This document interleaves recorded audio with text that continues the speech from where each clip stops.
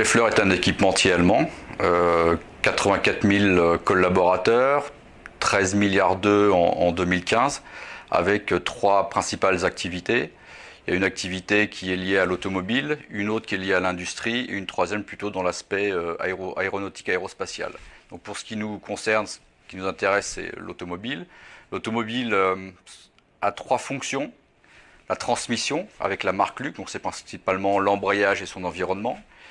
Le moteur, c'est INA, tout ce qui est haut moteur, bas moteur, distribution, accessoires.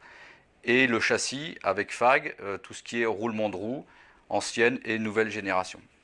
Il y a aussi une autre activité qui est un petit peu une entité qui gère toute la partie après-vente, celle à laquelle nous appartenons, qui s'appelle Schaeffler Automotive Aftermarket, dont la vocation est de vendre les produits aux garages indépendants sur le réseau indépendant.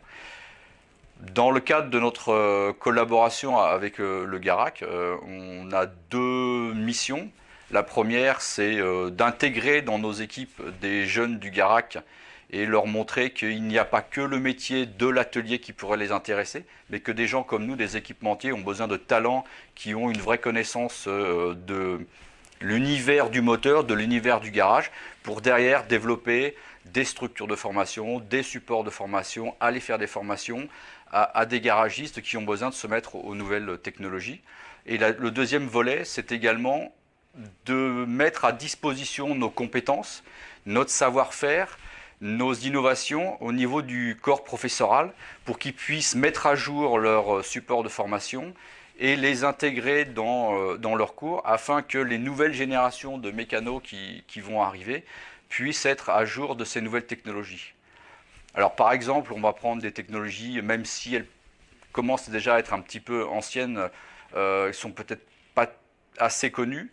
On peut parler de l'embrayage à compensation automatique d'usure, le vol en bimasse dans ses différentes générations, tout ce qui est lié à l'accessoire et à la distribution, des nouveaux produits qui sont très peu enseignés, tout ce qui est lié à la chaîne de distribution. Donc l'idée, c'est de dire, d'un côté, on va former donc, le corps professoral pour qu'il puisse se mettre à jour et puis former donc, les nouvelles générations.